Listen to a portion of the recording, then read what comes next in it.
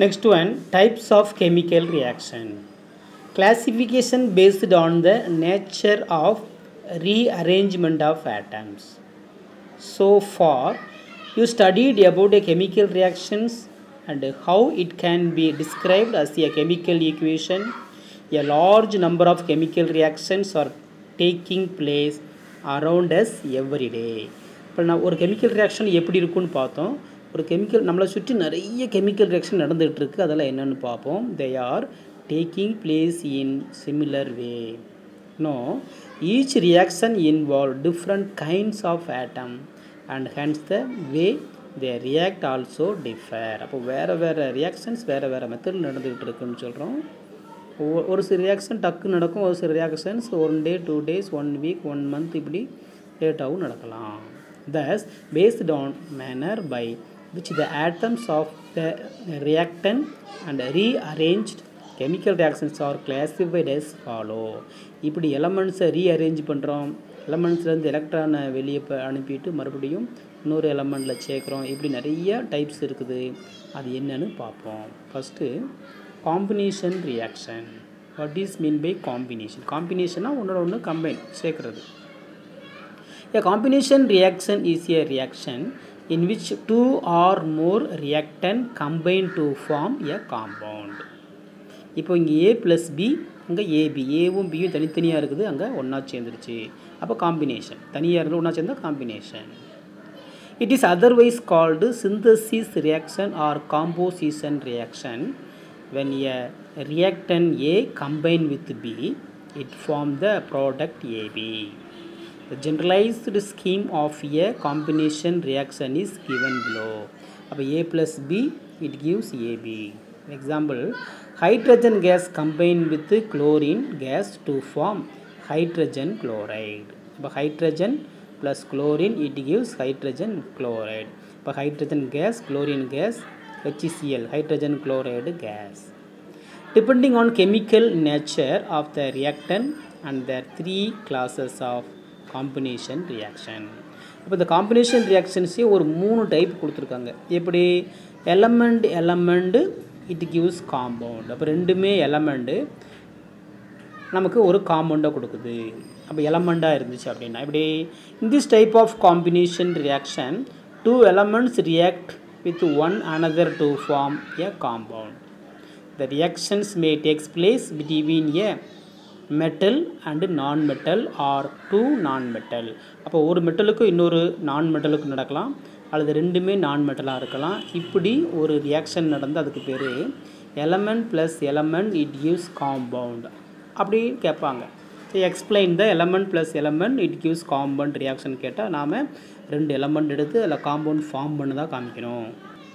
Example, when solid sulfur react with oxygen, it produce sulfur dioxide.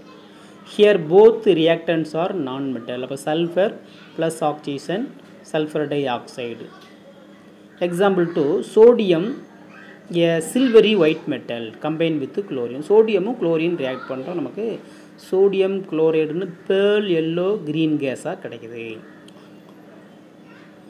To form sodium chloride and edible compound.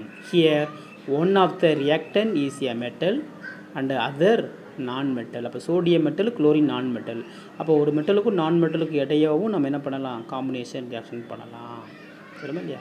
அப்போது ஒரு 2 example கொடுத்துருக்காங்க. Test your self, நீங்களே ஒரு test பண்ணி பார்க்குறோம். Identify the possible combination reaction between the metal and nonmetal given in the following table and write their balanced chemical equation. Metals, sodium, potassium, cesium, calcium, magnesium. Non-metal, fluorine, chlorine, bromine, iodine.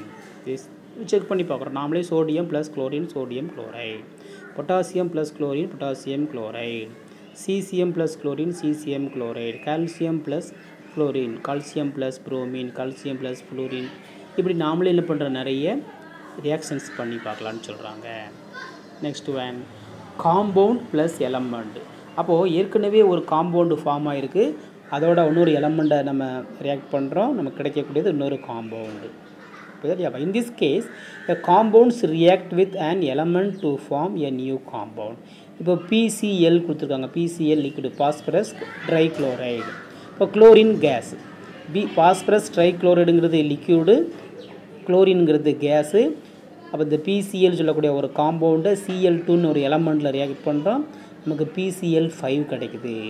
For instance phosphorus trichloride react with chlorine gas and form phosphorus pentachloride.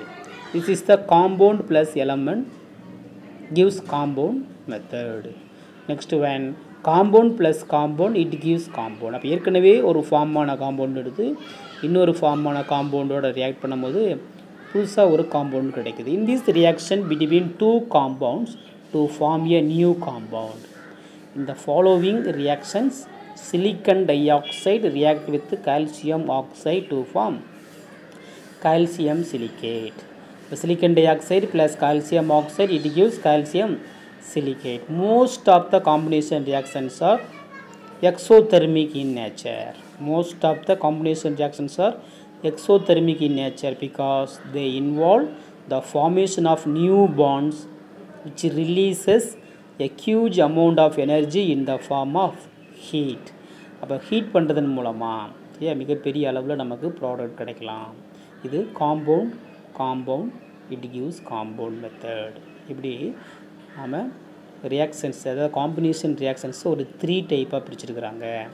எப்படி சொல்லும்போது இங்கே element plus element compound, இங்கே compound plus element compound, இங்கே compound plus compound. சரி, இந்த 3 கொஸ்டினை நீங்கள் என்ன பண்ணுறீங்க, ஹோம்ஒர்க்கை எடுத்துக்கங்க.